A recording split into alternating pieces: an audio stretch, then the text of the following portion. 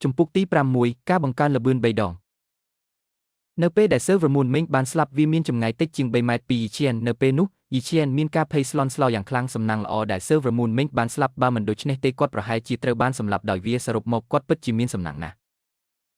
Đòi khơi thả server moon minh ban slap quát miên cùng nết phim không ca pra tép có so stun robot quát đầm bay pin nết vía. Sắp xa hào server moon minh tép có so chim support. Là bươn tép có so mu là than. NP quát khơi tép có so tiếng ní y chien bất chi miên cap nhập ở. Sát xa hao chi chầm bong pưng ai lơ chim robot puke đầm bay vì vọt đôi tơ nâng tép có soในការដាំដុះរបស់មនុស្សបើគ្មានឈាមខ្លាំងវាមិនអាចទៅរួចទេសម្រាប់ពួកគេក្នុងការក្លាយជាសត្វដ៏មានឥទ្ធិពល Server Moon Mink មានទេពកោសល្យឈាមទាបប៉ុណ្ណោះពិចារណាលើអាណាចក្ររបស់វាស្មើនឹងអ្នកចម្បាំងក្បាច់គុណដំណាក់កាលដំបូងប៉ុន្តែវាអាចបង្កការខូចខាតយ៉ាងធ្ងន់ធ្ងរដល់អ្នកចម្បាំងក្បាច់គុណបានយ៉ាងងាយស្រួលហើយថែមទាំងផ្ដល់ឲ្យអ្នកចម្បាំងក្បាច់គុណដំណាក់កាលចុងក្រោយដូចជា Captain Wine Wolf មានបញ្ហាដោយសារទេពកោសល្យផ្សេងទៀតរបស់វាទេពកោសល្យល្បឿនជាមួយនឹងទេពកោសល្យល្បឿនរបស់វា Server Moon Mink បានក្លាយជាសត្វដ៏គួរឲ្យភ័យខ្លាចសត្វសាហាវកម្រិតទាបធម្មតានឹងមិនអាចទប់ទល់នឹងការវាយប្រហារពីអ្នកចម្បាំងក្បាច់គុណជាច្រើនបានទេនៅពេលនោះយីស៊ៀនបានចម្លងទេពកោសល្យល្បឿនរួចហើយបានដឹងថានៅពេលដែលគាត់រួមបញ្ចូលវាល្បឿនរបស់គាត់នឹងលើសពីអ្នកដទៃក្នុងកម្រិតដូចគ្នាហើយការប្រយុទ្ធជាមួយអ្នកដែលមានកម្រិតខ្ពស់នឹងលែងជាសុបិនទៀតហើយផ្ទះយីស៊ៀនរត់ឆ្ពោះទៅផ្ទះរបស់គាត់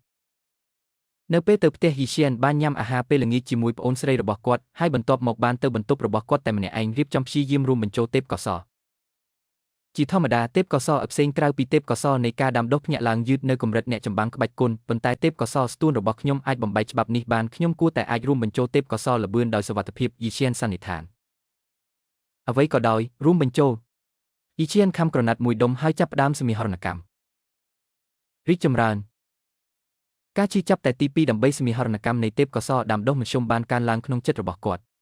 យីស៊ៀនដោយបានរៀបចំផ្លូវចិត្តស៊ូទ្រាំនឹងវាទាំងស្រុង10នាទីក្រោយមកការជឿចាប់បានបាត់និងអារម្មណ៍នៃការរំភើបរីករាយបានបំពេញបេះដូងរបស់គាត់យីស៊ៀនដឹងថាគាត់បានរួមបញ្ចូលទេពកោសល្យល្បឿនដោយជោគជ័យជាមួយនឹងគំនិតមួយគាត់បានពិនិត្យមើលស្ថានភាពទេពកោសល្យផ្ទាល់ខ្លួនរបស់គាត់មនុស្សយីស៊ៀនទេពកោសល្យនៃការដាំដុះមធ្យមល្បឿនទេពកោសល្យមូលដ្ឋានអស់កម្លាំងពេកនិងអស់កម្លាំងផ្លូវចិត្តពីការវាយប្រហាររបស់សត្វយីស៊ៀនដេកបន្តិចម្ដង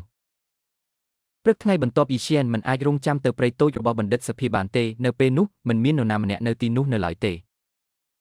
តោះសាកល្បងទេពកោសល្យល្បឿនយីស៊ៀនបានធ្វើឲ្យទេពកោសល្យល្បឿនរបស់គាត់ដំណើរការហើយដូចជាស្រមោលបានប្រញាប់ប្រញាល់ឆ្ពោះទៅរកចម្ងាយការផ្សាយពាណិជ្ជកម្មដោយ Publisher Ads អ្វីដែលល្បឿនមិនគួរឲ្យជឿយីស៊ៀនមានការភ្ញាក់ផ្អើលបន្ទាប់ពីការធ្វើតេស្តជាច្រើនទីបំផុតគាត់ប្រកាសថាល្បឿនរបស់គាត់បានកើនឡើង3ដងទេពកោសល្យល្បឿនមូលដ្ឋានបានផ្ដល់ឲ្យគាត់នៅល្បឿនបែបនេះស្ទើរតែប្រៀបធៀបទៅនឹងអ្នកចម្បាំងក្បាច់គុណធម្មតាហើយជាមួយនឹងការដាំដុះរបស់គាត់កើនឡើងល្បឿនរបស់គាត់នឹងកើនឡើងដោយធម្មជាតិបន្ថែមទៀតរឿងព្រេងនិយាយថាមនុស្សដែលមានទេពកោសល្យច្រើនត្រូវបានពេញចិត្តដោយមេឃនិងផែនដីវាជាការពិតជាមួយនឹងទេពកោសល្យល្បឿនជាមូលដ្ឋានខ្ញុំប្រហែលជាអាចកម្ចាត់សិស្សក្បាច់គុណភាគច្រើនបានវានឹងមិនយូរប៉ុន្មានមុនពេលដែលខ្ញុំអាចប្រកួតប្រជែងជាមួយអ្នកចម្បាំងក្បាច់គុណ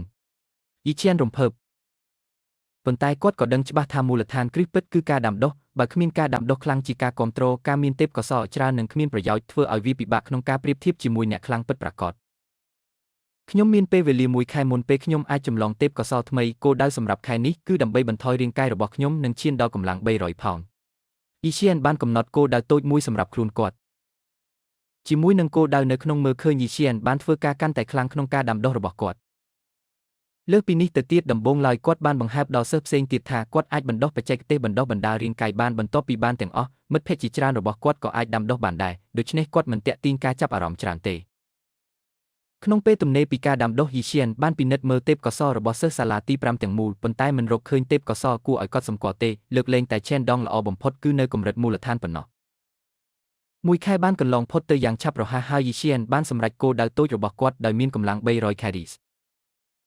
ល្បឿននៅតែយឺតពេកប្រសិនបើខ្ញុំអាចបង្កើនល្បឿនដាំដុះយីស៊ៀនដកដង្ហើម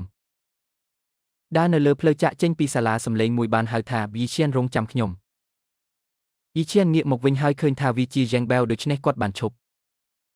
យីស៊ៀនអ្នកបានក្លាយជាសិស្សក្បាច់គុណមែនទេរ៉េងបែវសួរដោយស្ងៀមស្ងាត់បាទ យីឈៀនមកក្បាលដោយសារភាពថាការខ្លាយជាសិស្សក្បាច់គុនគឺមិនពិបាកទេគាត់មិនចាំបាច់លាក់វីទេដរាបណាគាត់មិនបង្ហាញថាគាត់មានកម្លាំង300 caddies យីឈៀនតើអ្នកចង់បង្កើនល្បឿនដាំដុះរបស់អ្នកទេ Reng Bell សួរយ៉ាងអន្ទះសារតើអ្នកមានវិធីទេយីឈៀនមានការភ្ញាក់ផ្អើលតើអ្នកធ្លាប់ពើពីឈាមសត្វសាហាវទេ Reng Bell បាននិយាយពិតណាស់ខ្ញុំមាន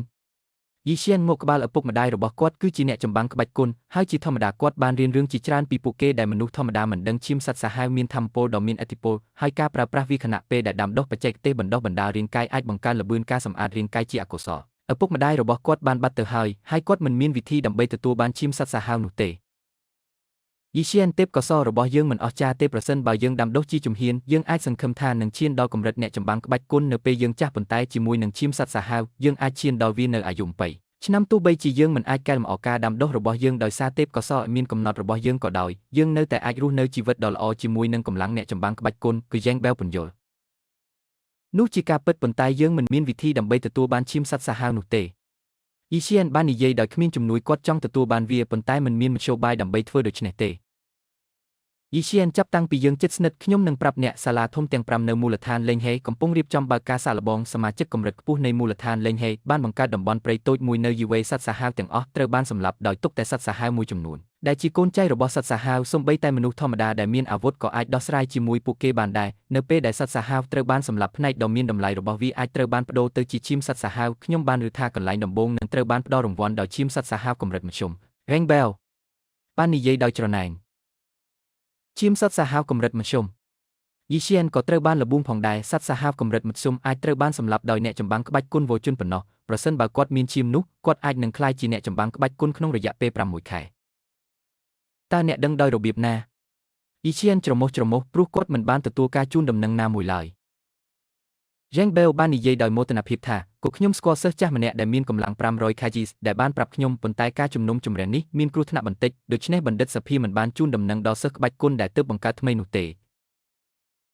យីឈៀនខ្ញុំដឹងពីអត្ថប្រយោជន៍នៃឈាមសត្វសាហាវជាងអ្នកទេពកោសល្យរបស់ខ្ញុំមិនល្អទេប៉ុន្តែមួយរយៈចុងក្រោយនេះឪពុកម្ដាយរបស់ខ្ញុំបានចំណាយប្រាក់សន្សំភាគច្រើនរបស់ពួកគេដើម្បីទិញឈាមសត្វសាហាវកម្រិតទាបឥឡូវនេះខ្ញុំបានក្លាយជាសិស្សក្បាច់គុនអរគុណចំពោះវាទេពកោសល្យរបស់អ្នកប្រសើរជាងដូច្នេះអ្នកនឹងស្រូបយកវាកាន់តែមានប្រសិទ្ធភាពនិងដាំដុះកាន់តែលឿនតោះចុះឈ្មោះជាមួយគ្នាសម្រាប់ការសាកល្បងយើងពិតជានឹងទទួលបានឈាមសត្វសាហាវ